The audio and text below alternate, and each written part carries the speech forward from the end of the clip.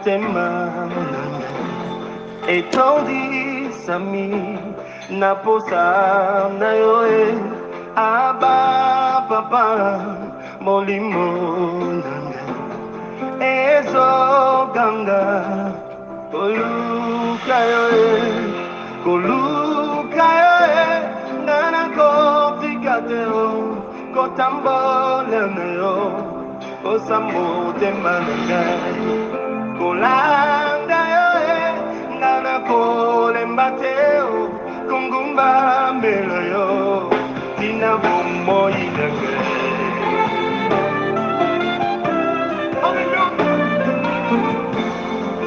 Aba papa motema na ngai etondi sami na posa na yo aba papa molimo na ngai ezokanga koluka yo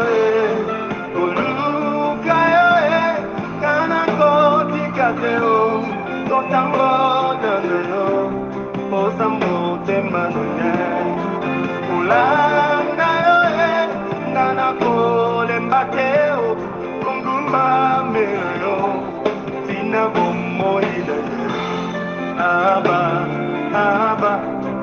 aba papa aba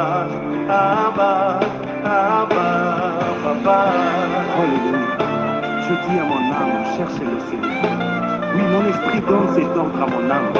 Cherche le Seigneur, le Dieu de ton salut. Pourquoi veux-tu continuellement t'abattre dedans de moi, mon âme? Pourquoi est-ce que tu veux te détourner de l'essentiel? Voici ce qu'il est écrit. Il est temps pour nous de chercher le Seigneur jusqu'à ce qu'il réponde sur nous sa justice. Oui, Seigneur, réponds sur nous ta justice. Réponds sur nous ta gloire. Réponds sur nous, Seigneur, une nouvelle dimension de ta révélation.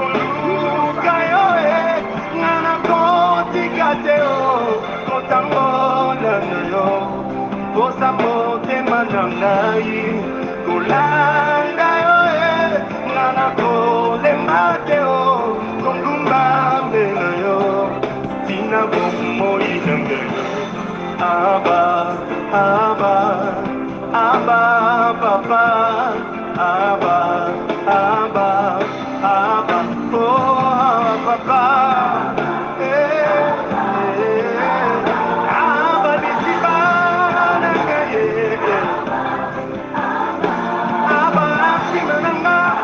Abba le Dieu de mes secrets, le Dieu de mes intimités, Abba papa, Nanayo, Yamotema, Amesana Koskaya Yokota, Abba papa, je veux te chercher ta relâche, je vivre sans détour, Abba, Yokuta Nananga, Nalomenge Pesa, Yoye Kolinga, Kolinga yo, Abba Papa. Kosa Koluka Zambe Matilisu, na motema nanga Abba o, na bangisi nanga yo, na kokila na makolo na yo, na batangwa losambo na kokila.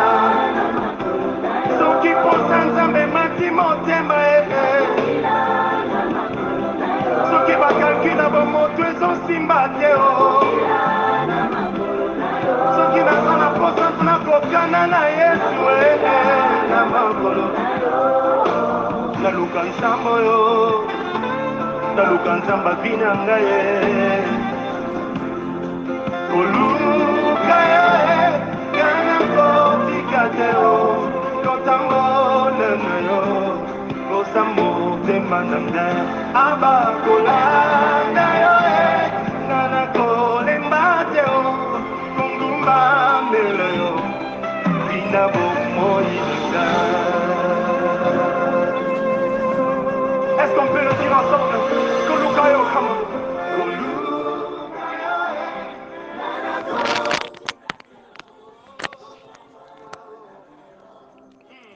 Shalom, peuple de Dieu. Topesi bino mbote na kombo na Yesu Mesia. Nkolo apambola biso pona lisusu kobelema dans sa présence na nuit ya lelo na ngolu oyo nzambe asali ngai na kokoba lisusu na 68e nuit. Vraiment ezali eloko moko hasard te, ezali eloko moko habitude te, ezali ngolu oyo nzambe asali ngai na yo vraiment ya kosangana yesu dans sa présence. Yango tika kolo mesia apambola biso ka ndenge ete makomi na nzambe ezoyebisa biso ete na kati ya livre ya psaume 142 ezoloba ete de ma voix je crie à l'éternel, de ma voix je pleure à l'éternel. Vraiment, nous voulons aussi parler à Dieu avant toute chose.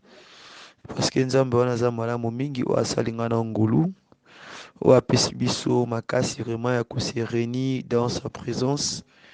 Nous voulons simplement s'exprimer, nous voulons simplement vraiment ya koyebisa sokolo wana matondi ya kopesa ye merci ya mingi ya kolobele susu merci vraiment kotala nyonso asali kati na biso oyo soki na otala makomi ya nzambe eza na epitre moko epesa ngai esengo ete azoloba ete il conduit les humbles dans la justice, il enseigne aux humbles sa voie.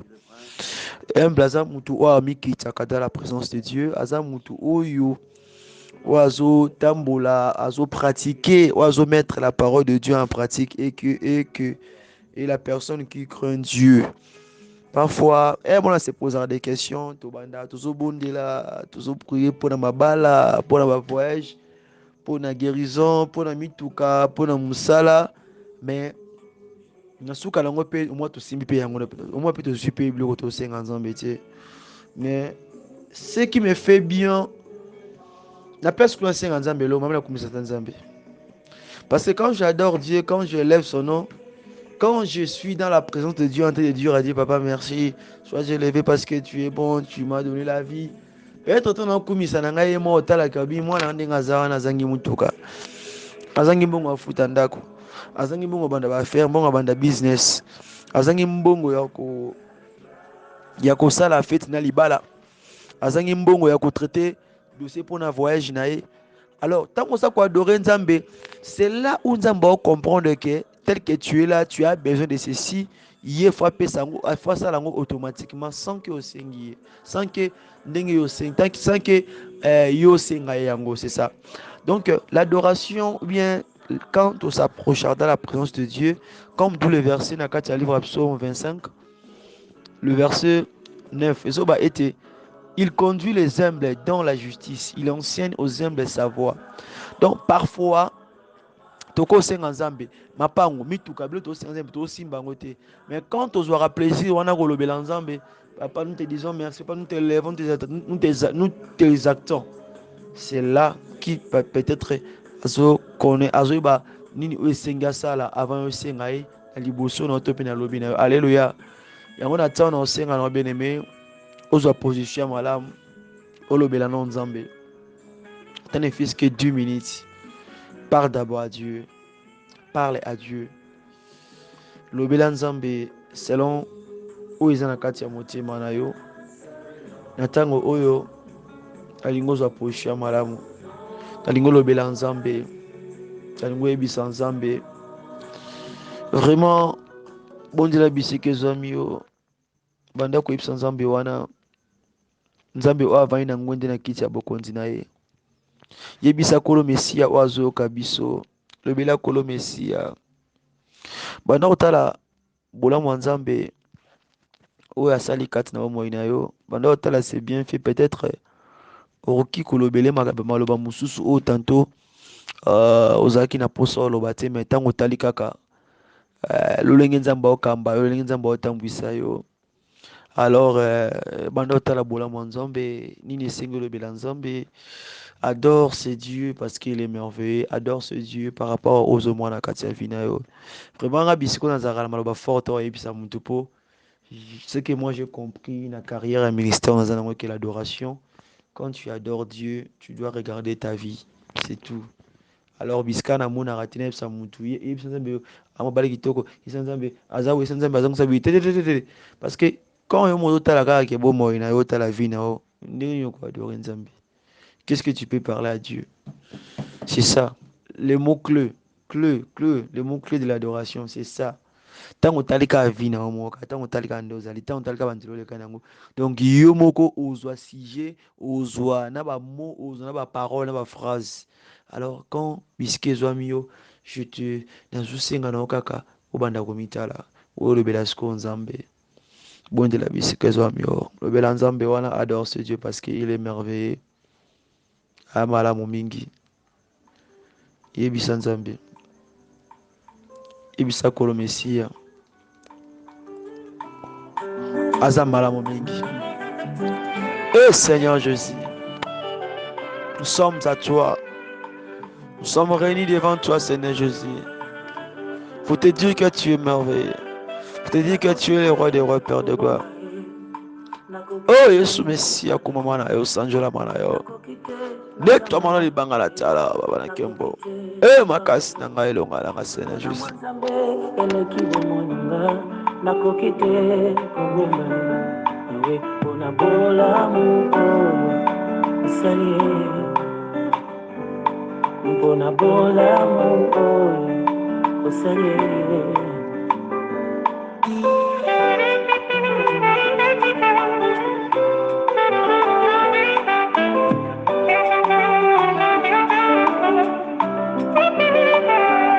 nakoki te nafana kimia nakoki te nakanga monoko mpola mwa nzambe elekelinga mosantu nakoki te nazanga maloba akanisaka nga ata nakanisi ye te yesu na nga o nazwa na talo yaya mpona bolingo oyo namoni ye mpona bolamu oyo osali ye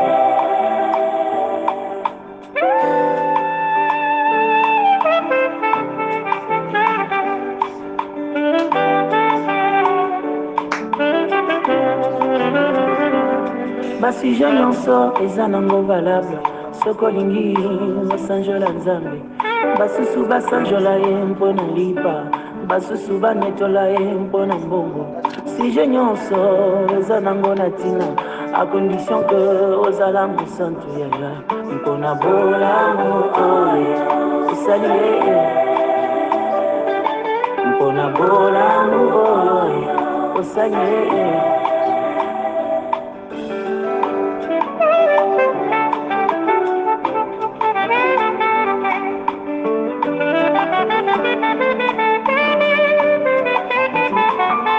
nzambe monene lokola yo papa na mokili oyo namoni te nakanisi nyonso osalelinga nazongi pene na yo nakumisa yo balobi na nga nabinaka lokola liboma kasi nayebi suje ya mabina na nga eza bolamu oyo osali ye eza bolamu oyo osali ye papa bakamwenga balobi na banda wapyo bamituni eza mpona nini bayebi te témoignage ya motema makambo elekinga meke molimo ata moto mosusu ayeba te motema na nga eza témoin ya bolamu oyo osali naza témoin ya bolamu oyo osali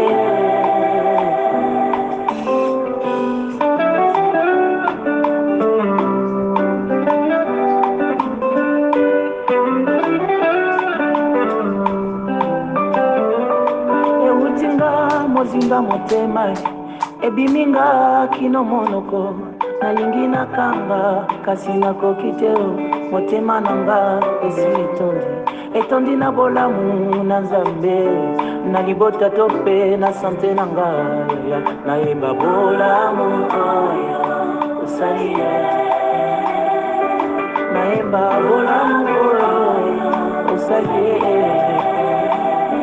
na etonga maboko na nga likolo molimo na nga esi emati kijoli na miso eza kotanga bamitunyo mpona nini nazwi retroviseur natalikala bolamu nyonso nzambe asala nayembi yo quand je me souviens je me mets à chanter comme un fou. Tu m'as jamais abandonné. Tu m'as jamais délaissé. Aucun jour tu m'as dit que tu es fatigué de moi, Père de gloire. Tu me soutiens toujours à ta droite triomphale, Père de gloire. Yango na pamboli kombolo na butua lelo, Père de gloire. Na pamboli kombolo, Seigneur. Ceux qui n'ont pas butu oyo, ceux qui n'ont pas deuxième nuit oyo, na kati ya mois oyo ya février. Seigneur, je te dis merci. Je te dis merci, Seigneur Jésus. Je t'exalte, Seigneur Jésus. Je t'adore, Seigneur Jésus. Quand je vois nombre de fois que moi je tombe, moi là quand je tombe, Seigneur Jésus. Souvent, on a bien compté dans le côté, pour me souvenir de déjà. Mais tu continues toujours à me pardonner. De m'accueillir près de toi, Père de gloire. Na foutoni na personne. Hey, Yesu.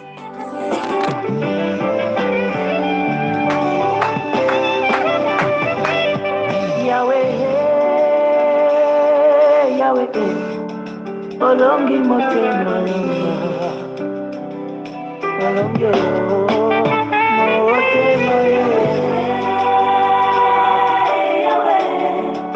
motema olongi motema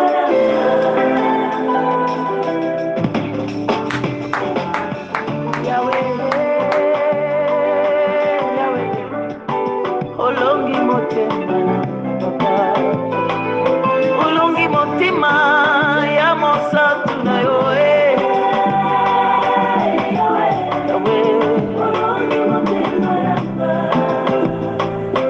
olongi molimo ya moyenge bene o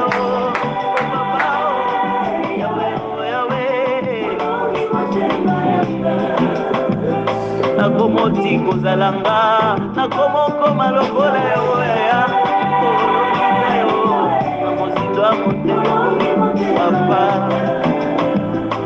moto ya kanda azwa kusera molimo odombe matia ya ayembalo yemba Jacob akoma Israele olongio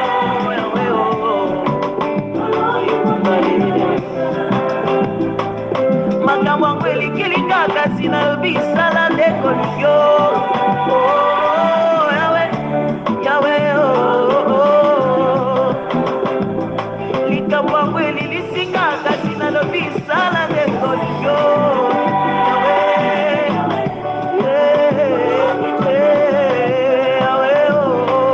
ulungi motema ya mosantu na yo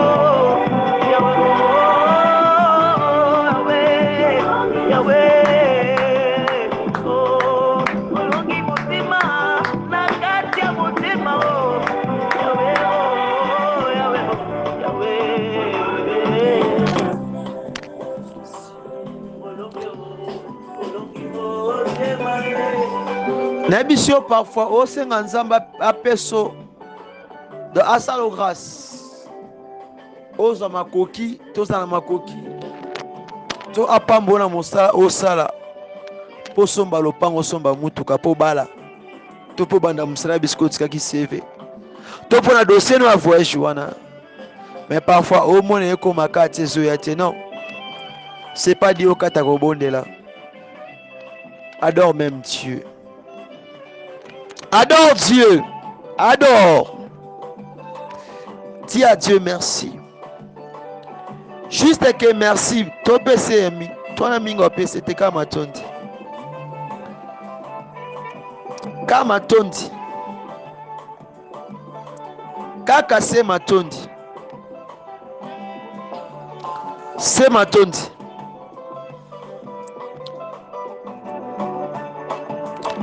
Bana kolobela nzambe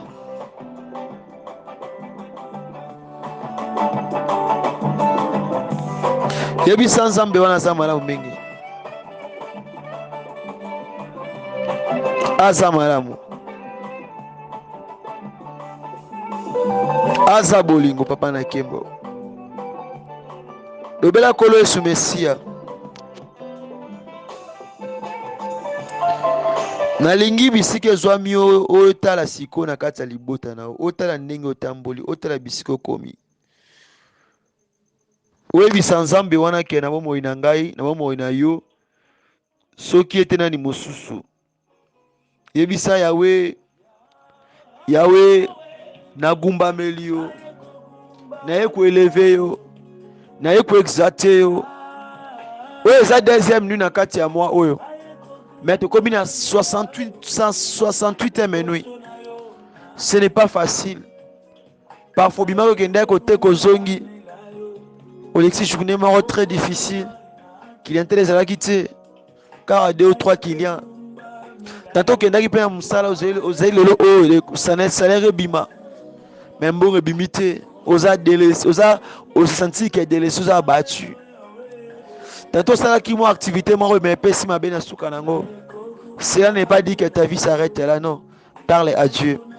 Sola nzambe sans nzambe wana bondela bisikezo mio sola nzambe kumiseka sanjola netole kumiseka yo kumiseka tomboleka bondela Baba mimi ninakuabudu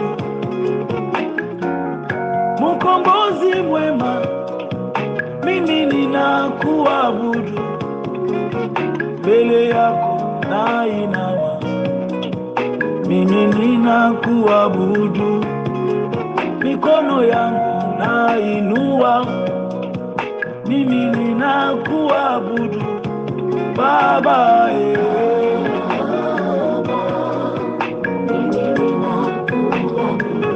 Baba wa majeshi Baba mbele yako Baba mikono yangu mimi ninakuabudu Everlasting Father, here I am to bow before you Jehovah Jireh, here I am to bow before you. In your presence I am so glad. Here I am to bow before you. I lift my hand to worship you, Lord. Here I am to bow before you. Yahweh, Yahweh, Yahweh, Yahweh. You are worthy, worthy, worthy, praise the Lord.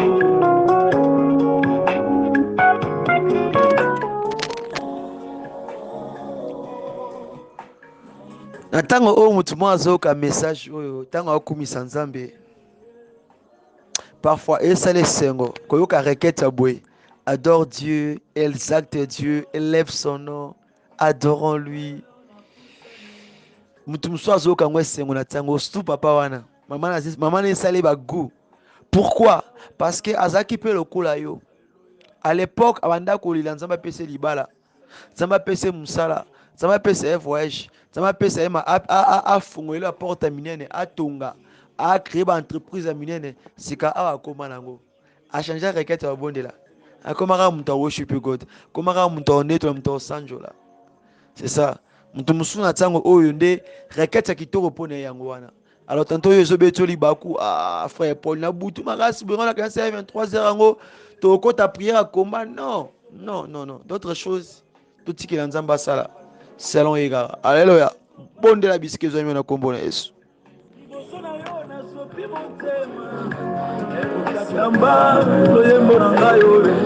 Alléluia. Mongongo na ngai emizembo. Alléluia. Oh yes. Alléluia. Totomboli oye. Alléluia. Totomboli oye. Totomboli. Mo santo alola. Yozamalamuwe. Yozamalamuwe. Yahweh. Yahweh na ngai. Ngai nalingi Yesue. Nalingi Yesue. Ngai yoyo. t'aime Jésus. Nous laissons à toi. Oya motema Zonde ya motema Yesuwe Olimo ya motema Yanga ya solo seyo Mina kupenda Mina kupenda ye baba wangu we. Baba wa mapenzi hakuna mwingine kama wewe. Na kombo na Yesu osanzola kolo malamu, okumise malamu, onetola ye malamu. Na kombo na Yesu kola pambola yo,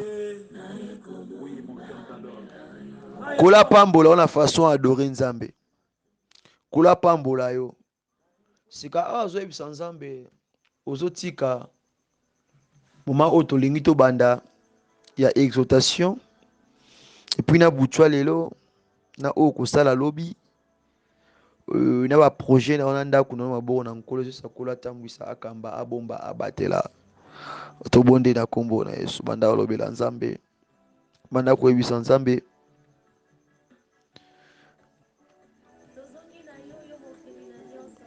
banda koyebisa Nzambe mobele kaka papa mobele yo papa nakopesa na nani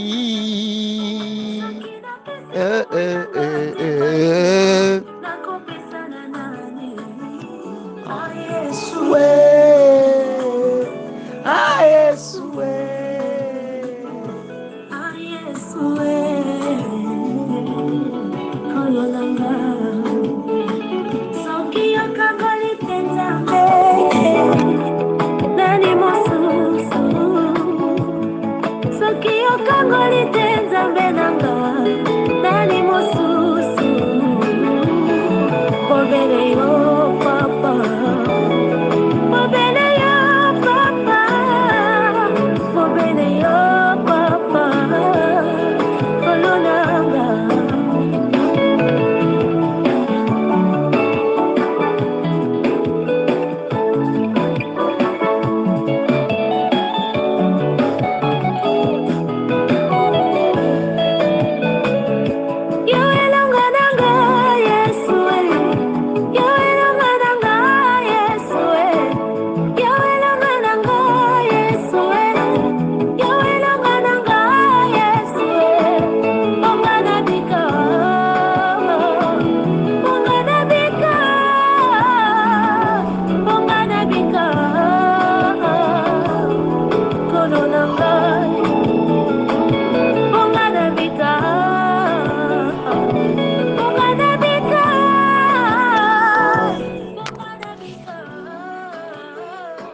Yahweh na kombo na Yesu Messia. Papa, merci pour cet moment, merci pour cette opportunité si merveilleuse que tu nous as accordée dans ta présence. Papa, je me tiens devant ton peuple, Père de gloire, pour te dire que si tu n'es pas avec moi, Seigneur Jésus, Père de gloire. Natango o non senga intervention na yo non senga no sanctifier purifier ngai o remplir nga la onction pe na nguya na Père de gloire pesa nga ba parole sage bumba nga batela nga Yahweh na kombo na Yesu Messia pepe ozoyoka message on atango au Père de gloire bazala édifié pambola na kati ya message ko bana butwa lelo na kombo na Yesu Kristo. Papa yo ndo utiliser nga papa yo ndo loba Yesu Yahweh yo ndo se manifester puissamment Yahweh na kombo na Yesu Messia. Et kotika première partie na boko na yo, deuxième partie na boko na Père de gloire. Kamba petambwisa, René Kat na biso, na bengi le sungi na pe edna Père de gloire. Tikate kombo na le susu, ekumisama, esanjolama, etombwama, pona manso ozo sala kat na biso Père de gloire. Na kombo na Messia, kombo na komisa petombama Yahweh. Yango lokwa libota moko, oto sangani selon livre ya Matthieu.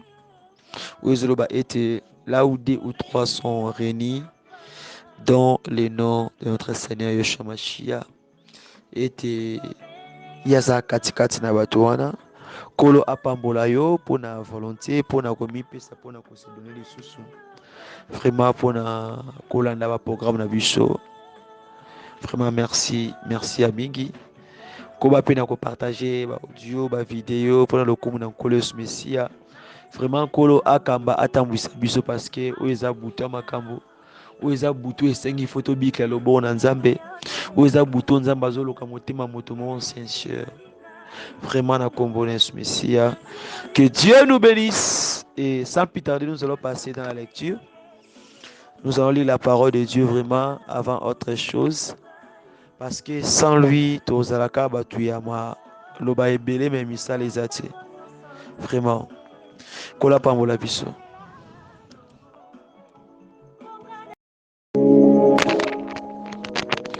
Toketanga makomi na Nzambe.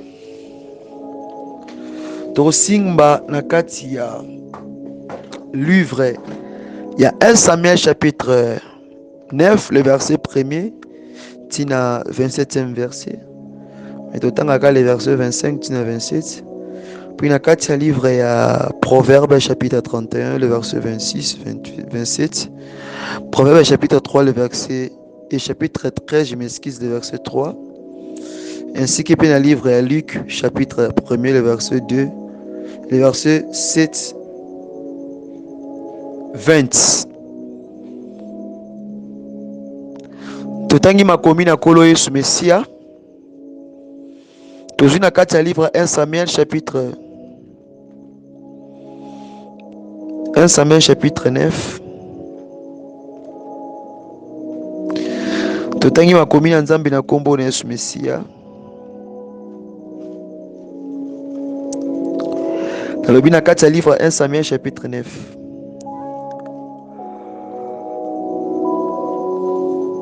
Le verset, je m'excuse, le verset 25-27. Ils descendirent du haut lieu à la ville et Samuel s'entretint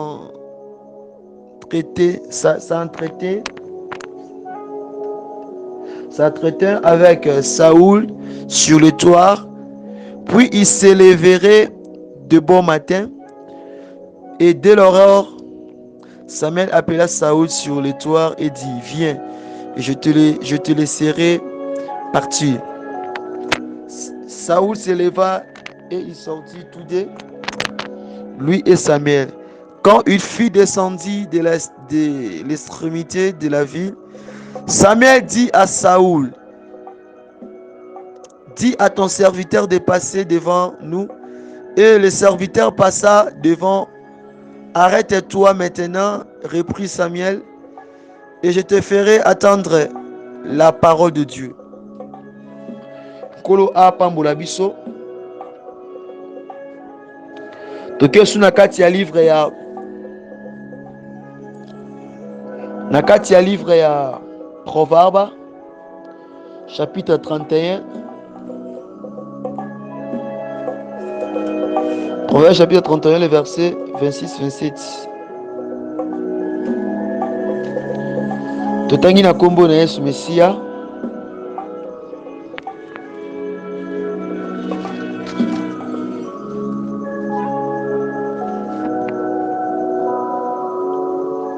Elle ouvre la bouche avec sagesse et des instructions aimables sont sur sa langue. Elle veille sur ce qui se passe dans sa maison et elle ne mange pas le pain de paresseux. Tokyo Sunakata Proverbe chapitre 13, le verset 3. Je m'excuse.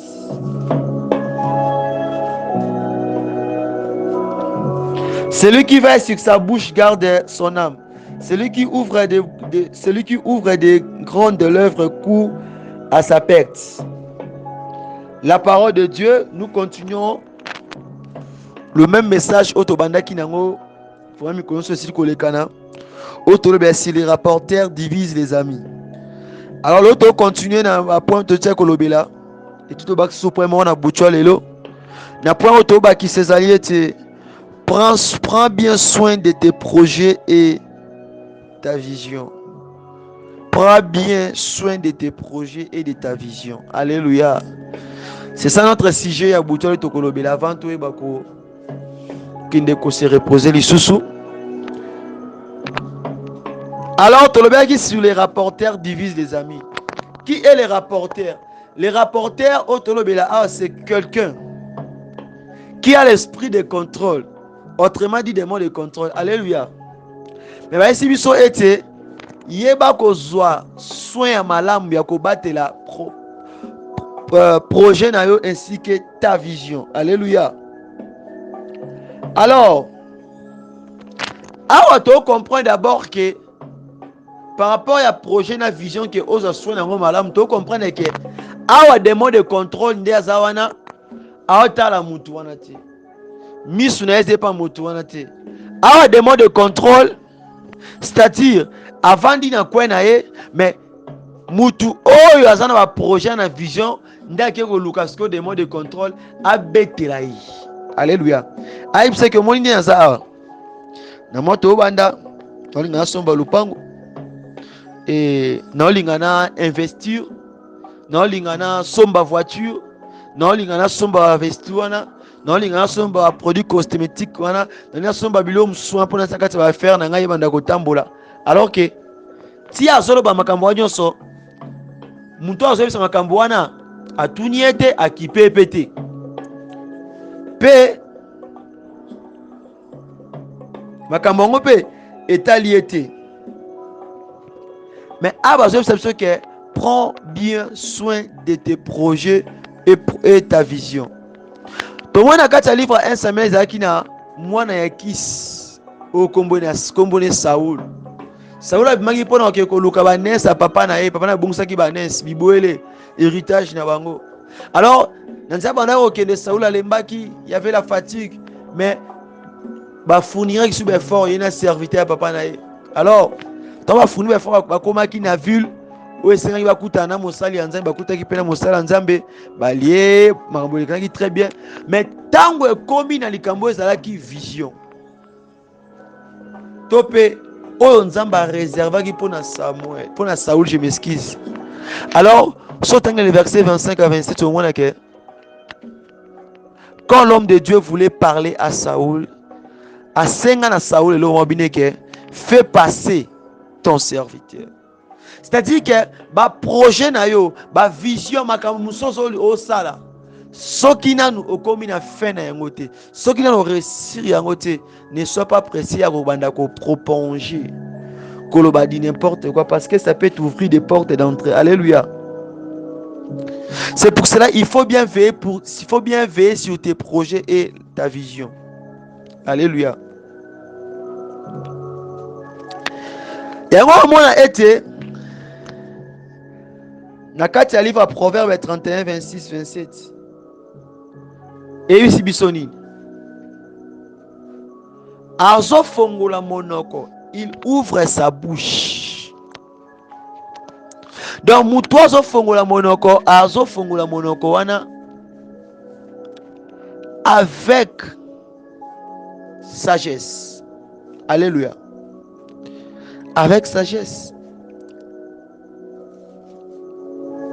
Parce que sans la sagesse, faut que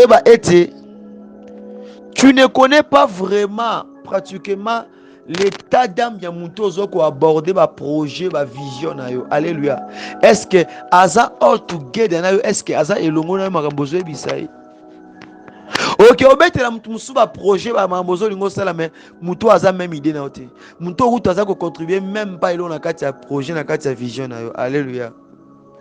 Il faut être prudent. Tango yo moko ke ko lobo ke ko ebisa batu wana ba ke batu wana ko na bango botala o. Même si on est plus loin, même si on mutu oyo Dieu t'avait parlé en la prophétie, en la vision, en la songe. Le nom de Joseph. Faut que tu peux parler, que tu peux lui dire ce que Dieu t'a dit, ce que Dieu t'a promis. Mais à cause d'un songe, que la vie de Joseph est Mara. à cause d'un songe que ses frères bakoma kolandela vini ba mouvement nyonso. Pourquoi les kolandoto? Mais il faut être prudent, même celui que tu appelles ami, même celui que tu appelles frère, cousin, sœur, il faut vérifier madame, il faut que tu checkes madame, parce que tu connais pas la personne aux Zolobela, tu connais pas son état. Alléluia. C'est pour cela qu'il faut être prudent, vraiment prudent. Alors, il y a un moment où on a été dans 4 Luc chapitre 1 verset 7 à 20. Vous allez remarquer, il y avait un homme qui s'appelait Zacharie. Zacharie, c'était un homme qui servait Dieu, qui demeurait, qui était là au service de Dieu. Mais c'est finalement qu'il est arrivé que l'ange apparut sur Zacharie. Alors Zacharie, il avait une femme qui ne mettait pas au monde. Il avait aussi dépassé l'âge de ménopause. Et ils étaient tous aidés de vieux. Alléluia. Mais tant que l'ange s'est colobé à Zacharie, c'est que moi je mets à Talike. Zacharie a croire tena oazolobela. Qu'est-ce qu'il a fait? Akangaki Zacharie monoko. Zacharie comment qui baba? Pourquoi? Parce que il y a autre personne. Il y a autre personne quand Dieu te parle sur eux. Quand tu peux sur prophétie message nae, il faut que tu checkes malamu. OK, ça me sous message mtu azane monoko ezana ngo soupu. Monoko ezana ngo polele. Monoko message monoko e bomba kati. Alors, yemoro kende, talakutu, pasteur Nabiso, talakutu, prophète wana, talakutu, frère Paul, alors baki kutu boy, ke ngana ko mona boy, ke ngana ko simba, ngana ko mata, na ko voyager, ke ngana ko zwa libala, ke ngai na kotunga mandako minene. Alors, tango ke webi sabatu wana, est-ce que tu connais leurs pensées? Parce que la Bible me dit était dans Habakkuk chapitre 2 le verset 1-2.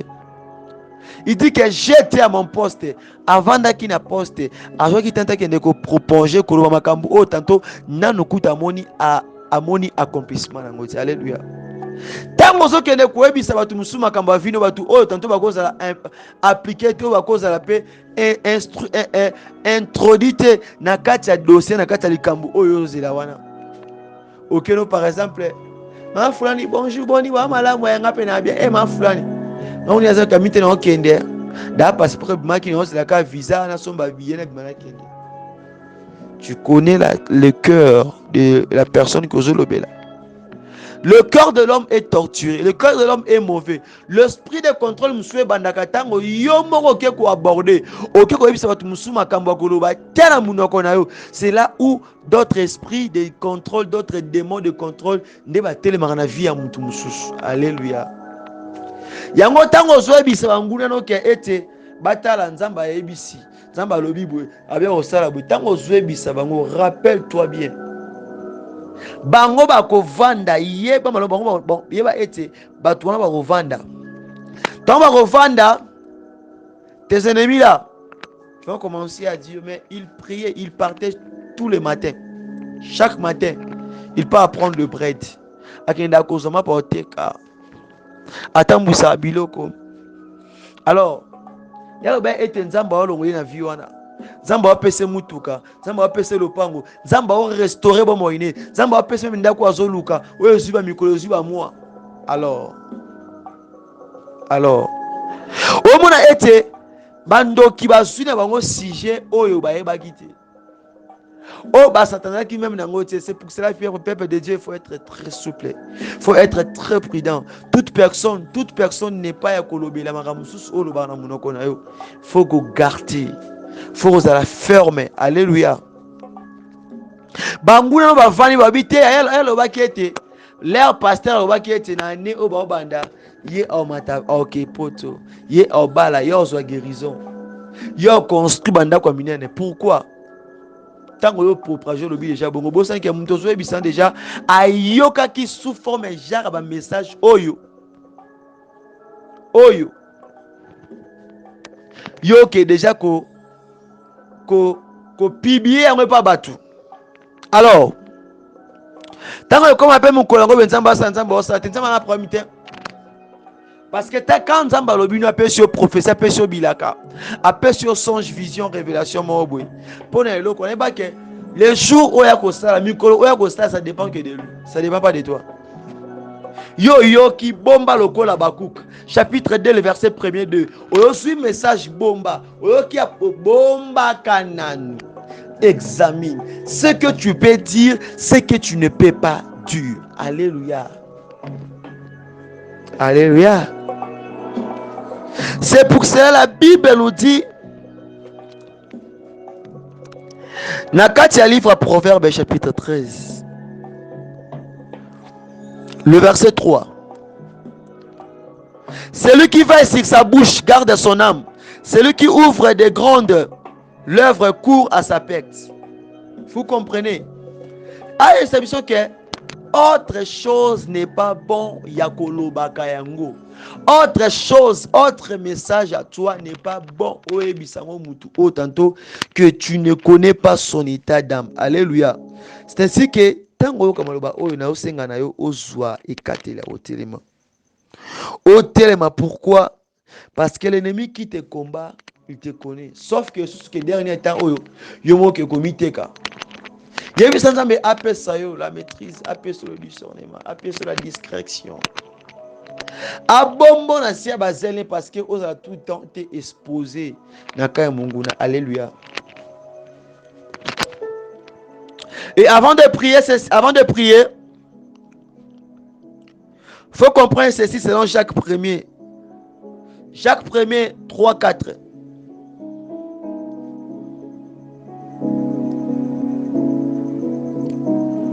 Faut que ba été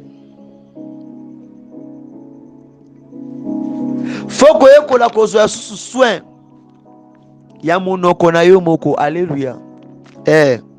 Faut que ko la yango soki monoko na yo ezana ba frein ebelete na kati na yango yeba ke à chaque fois obanda komite kana ko banda ko s'exposer na kaya batu mso ba yebi yo bien te ba yebi pe vino bete mais à partir kaka na manque il y a obéissance et tu as commis la désobéissance et c'est là où au moment que vie à monter comme une complication.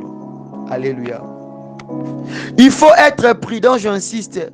Tout le monde n'est pas rebelle comme on va finir. Alléluia. Selon Proverbe 31, 27. Veille sur ta maison, veille sur ta vie, veille sur votre couple, veille sur tes enfants, veille sur ton business, veille sur le ministère que Dieu t'a donné. Il faut veiller sur cela. Parce que l'ennemi a son rodon au côté là. C'est pour ça qu'il faut être ferme. C'est pour ça qu'il faut être ferme. C'est pour ça qu'il faut être vigilant. Alléluia.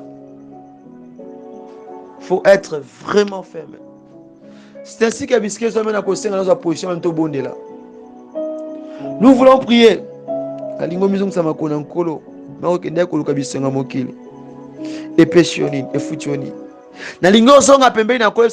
Je voulais t'écouter, je voulais marcher selon toi. Je voulais contempler et vivre aussi ta mère selon toi. Alléluia. Puisque sommes na kolingo telema, wanda kolobela nzambe. O telema o banda ko bondela. O telema na nzambe ke il est temps. Je sais que au mitambu sivi malamu te. Bien aimé ngabe na sala ba rebelle. Likolo contrôler te ono loba. Yango yebiso nzamba peso la maîtrise de soi, peso la discrétion, apesa la foi d'assiette. A taper bolingo kati na yo. Même à tabaye comment va te mettre le baba en cercle, ba que la Bible nous dit que la parole nous dit que malgré toutes ces choses-là, nous serons plus que vainqueurs. Si Dieu est pour toi, qui sera contre toi? Personne autre. Yango zo bon des sans zambeke oye panaye. Oye zambeke obele me pana ya peso makasa simba. Oye ko s'accrocher au niveau des mérés oyo kae. Par rapport à message oyo qui n'est pas liso que comment se fait-il comment je m'explique comment ko quitter ko bima na kati ya ba réunion sur ma vie. Na kati ya ba plein monguna comment ko bima. Pour bas de souci ben oté senganza ba peso la apeso maîtrise. Apeso la maîtrise de soi de ta propre bouche. Alléluia. Là où tu es au Kobondi là, au Kolobé Nzambe. Nous ça prière avec foi, avec fermeté. Togo de l'ensemble na kombo Yesu Mesia. Sengayo, Sengayo lele.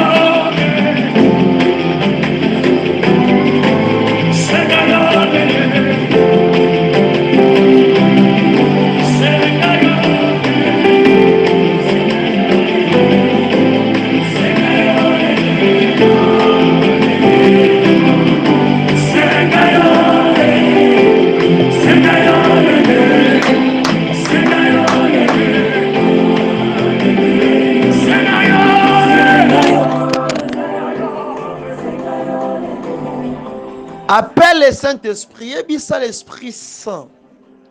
Banda ko benge katino akota. Appelle sur la maîtrise de soi. Appelle sur l'esprit de la discrétion. Appelle sur le don de discernement. Parce que tu ne connais pas les gens que tu vis avec eux. Tu ne connais pas leur cœur. C'est pas tout le monde qui est content. Comment on a monté à progresser, ça va projet venir pas sa sortie. C'est pas tout le monde qui sont contents de cela. Nous sommes quoi inoka juste na kata vision ça nango, na kata projet nango mais maintenant nous pour ça on est déjà inio. Alléluia. Et quand tu vas accomplir cela, veille bien sur tes projets. Veille bien sur ta vision. Selon Proverbe 16 verset 1er 3. Il me dit que ceci, la parole de Dieu me dit ceci. Recommande ton sort à l'Éternel. Hey! Recommande ton sort à l'Éternel. Parle et prie. Parle! Le Bélanzambe, Ebisaye, s'il faut que tu tonase, tia tolonase. S'il faut que fukama. Il nous reste au moins 9 minutes pour te clôturer notre prière. 1 heure avec Jésus. Bondela lobela nzambe malgré la fatigue, malgré bolembu, malgré kolemba, malgré otambola ko bimako zonginda ko buto olemba.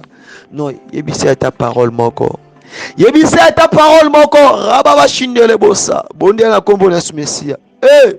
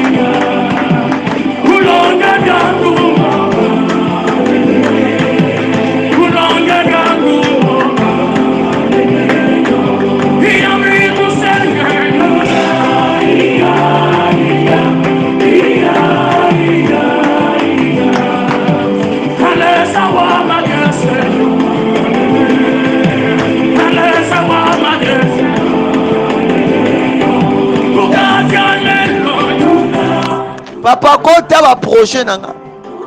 Kota na kata vision nanga papa. Na sengi yo kamba ngai.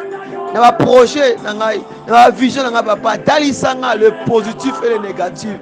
Soutiens-moi Père de gloire. J'ai besoin de toi. I need you more. Hey.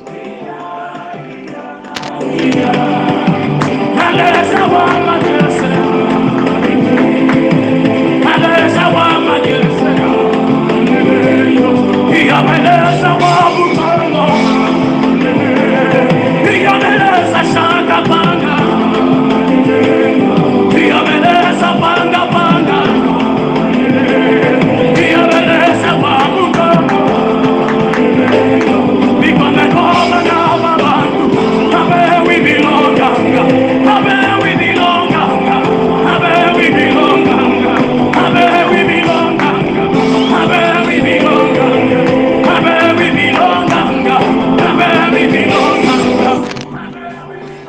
Berreur combien au sala. Batouche combien au simbi na vie. Nicolas kwaka. Yebi sanzamba peso kadena peso fongola monoro na yo. Po ba koma okangango. Quand il faut pas dire quelque chose. Yebi sanzambe. Ayo kayo.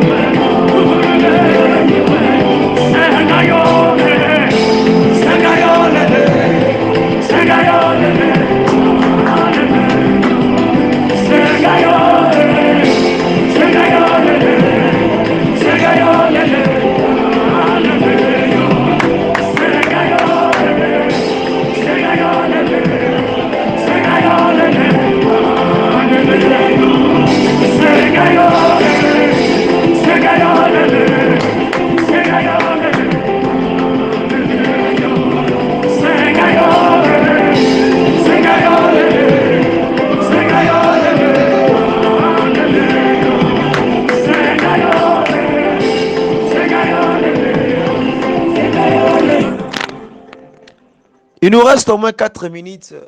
Gloire à Dieu parce qu'on a réussi de se tenir au moins à peu près 1 heure de temps de sa présence, malgré la fatigue, malgré Golemba, mais de tout le migaga. Puisque Zomio, Oko Tika, Oko Bondela, O Tika, Bouchua Lelo, Tangozo Matanambe, la Pongi, journée à lobby, Mosala, Nyonso Sala, Tango Oyo, Ezaboza, Boutu, Tongo, Boa Midi.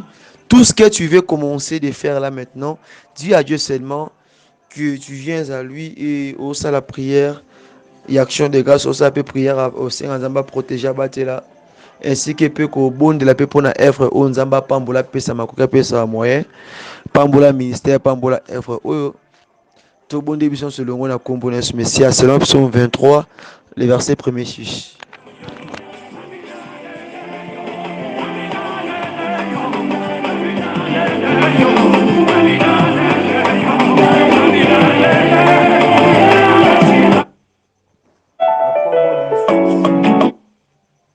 Papa te pèse, merci. Papa te sens joli comme vous n'avez le Dieu d'Abraham d'Isaac.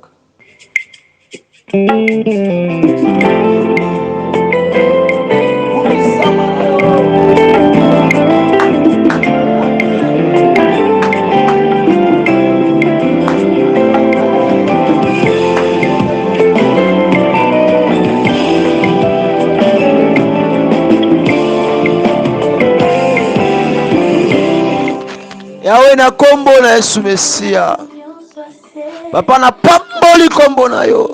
Na pamboli mabota nyonso la langa na tango oyo. Ndeko nyonso a se disposer papa, maman, frère, ton sœur.